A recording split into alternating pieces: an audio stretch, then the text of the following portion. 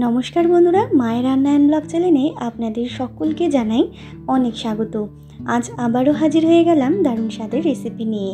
আমি আজকে একটা দুর্দান্ত স্বাদের নিরামিষ রেসিপি আপনাদের সাথে শেয়ার করব। এটা ভীষণই টেস্টি হয়েছিল। আপনারা এটা লুচি, পরোটা, রুটি, নান কিংবা পোলাও, ফ্রাইড রাইস সবের সাথে কিন্তু এই রেসিপিটা ভীষণই ভালো যাবে। বাচ্চা থেকে বড় সকলেই কিন্তু এই রেসিপিটা ভীষণ পছন্দ করবে। নিরামিষের দিনে যদি এইভাবে এই রেসিপিটা করে থাকেন তাহলে কিন্তু একদম নিরামিষ বলে মনেই হবে না। তো চলুন বন্ধুরা দেখে নেওয়া যাক কিভাবে তৈরি করলাম। তার আগে যারা এখনও চ্যানেলটাকে সাবস্ক্রাইব করেননি তারা কিন্তু অবশ্যই চ্যানেলটাকে সাবস্ক্রাইব করে পাশে থাকা বেল আইকনটা ক্লিক করে রাখবেন। তো প্রথমেই আমি একটা গোটা ফুলকপি নিয়েছি, ফুলকপিটাকে কেটে নেব। আর এখানে পনিরটাকে কিন্তু ছোট ছোট পিস করে কেটে নিয়েছি। তো দেখুন বন্ধুরা, আমি কিন্তু ফুলকপিগুলোকে কেটে নিয়েছি। আর ফুলকপির ডান্ডিগুলো কিন্তু একটু বড় মতো রাখতে হবে। এরপরে একটা মিক্সিং জার নিয়ে তার মধ্যে দিয়ে দিলাম আদা, কাঁচা লঙ্কা আর টমেটো। পরিমাণ মতো সমস্ত দিয়ে সামান্য জল দিয়ে একটা স্মুথ পেস্ট আমি তৈরি করে নিয়েছি। এরপরে এটাকে আমি একটা বাটির মধ্যে ঢেলে আবারও আমি মিক্সিং জারটা নিয়ে তার মধ্যে চারমগজ, কাজু বাদাম আর সামান্য জল দিয়ে আবারও একটা পেস্ট তৈরি করে নেব। রান্নার আগে যদি এই পেস্টগুলো আগে থেকে তৈরি করা যায় তাহলে কিন্তু রান্নাটা খুব তাড়াতাড়ি হয়ে যায় এবং ভীষণ সহজ হয়ে যায়। তো দেখুন আমি কিন্তু পেস্টটা তৈরি করে নিয়েছি। এরপরে আমি একটা বাটির মধ্যে আমি 3 চামচ মতো টক দই নিয়েছি। তার মধ্যে দিয়ে দিলাম জিরে গুঁড়ো, হলুদ গুঁড়ো, ঝাল লঙ্কার গুঁড়ো আর ধনে গুঁড়ো। সামান্য জল দিয়ে কিন্তু আমি এটাকে ফেটিয়ে রেখে দেবো এই মশলাটাকে।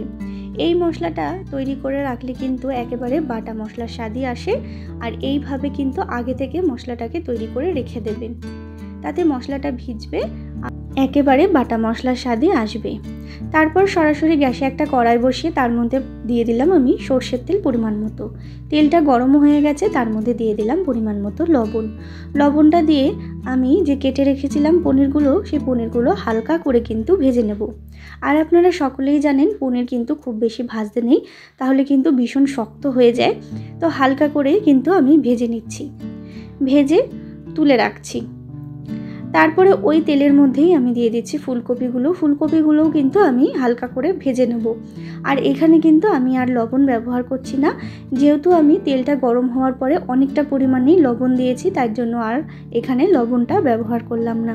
তো দেখুন বন্ধুরা, আমার কিন্তু এখানে ফুলকপিগুলোও হালকা করে ভাজা হয়ে গেছে। এরপরে আমি ফুলকপিগুলোও কিন্তু এক এক করে তুলে রাখছি তেল ছেঁকে। তারপরে ওই তেলের মধ্যেই আমি আরেকটু পরিমাণ তেল আমি এখানে অ্যাড করে দিলাম। তেলটা গরম হয়ে গেছে। এরপরে ফোড়নে দিয়ে দিলাম 2টো শুকনো লঙ্কা আর গোটা গরম মশলা। এরপরে কিন্তু আমি ফোড়নটাকে একটুখানি ভেজে নেব। ফোড়নটা একটু সময় ধরে ভেজে নিতে হবে। ফোড়নের যখন একটা মিষ্টি গন্ধ বেরিয়ে আসবে তখন এখানে আদা, কাঁচা লঙ্কা এবং টমেটোর যে পেস্টটা তৈরি করেছিলাম সেটাই দিয়ে দিলাম। এরপরে একটুখানি কষিয়ে নিতে হবে যাতে আদার কাঁচা গন্ধটা চলে যায়। একটু কষিয়ে নেওয়ার পরে আমি যে পেস্টটা তৈরি করে রেখেছিলাম, মানে টক দইয়ের মধ্যে যে গুঁড়ো মশলাগুলো মিশিয়ে রেখেছিলাম সেটাই দিয়ে দিলাম। এরপরে ভালো করে আবারও কষিয়ে নিচ্ছি। সামান্য লবণ দিয়ে কিন্তু ভালো করে কষিয়ে নিতে হবে। তো দেখুন বন্ধুরা, অনেকটা পরিমাণে কিন্তু কষানো হয়ে গেছে, আপনারা দেখে বুঝতেই পাচ্ছেন। এরপরে দিয়ে দিতে হবে কাজু বাদাম এবং চারমগজের পেস্টটা। এরপর আবারও ভালো করে কিন্তু কষিয়ে নিচ্ছি।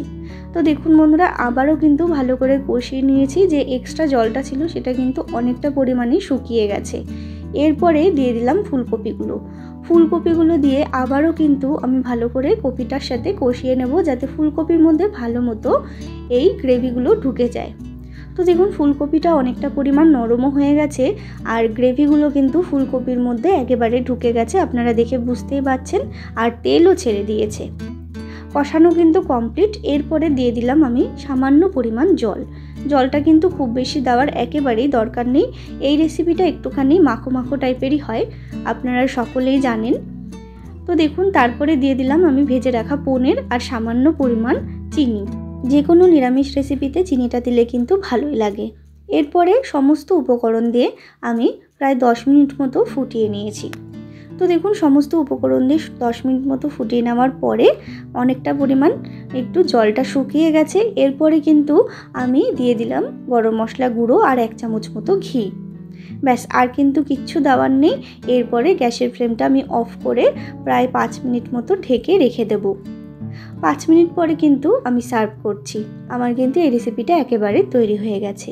তো বন্ধুরা, এইভাবে এই পনির ফুলকপি মশলা কারি একদিন রান্না করে দেখুন, ভীষণই ভালো লাগবে। রুটি, পরোটা কিংবা নান, পোলাও, ফ্রাইড রাইস সবের সাথে কিন্তু আপনারা এটা সার্ভ করতে পারেন। ভীষণই ভালো হয় খেতে। বাড়িতে একবার হলেও যে কোনো নিরামিষের দিনে এই রেসিপিটা খেয়ে দেখুন, ভীষণ ভালো লাগবে। মাছ মাংস দূরে ফেলে কিন্তু এই রেসিপিটাই বারবার খেতে মন চাইবে। তো বন্ধুরা, আমার এই রেসিপিটা কেমন লাগলো অবশ্যই কমেন্টে জানাতে ভুলবেন না। ভালো লাগলে অবশ্যই একটা লাইক করবেন, শেয়ার করবেন।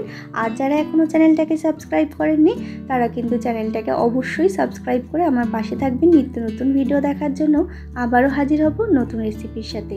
ধন্যবাদ।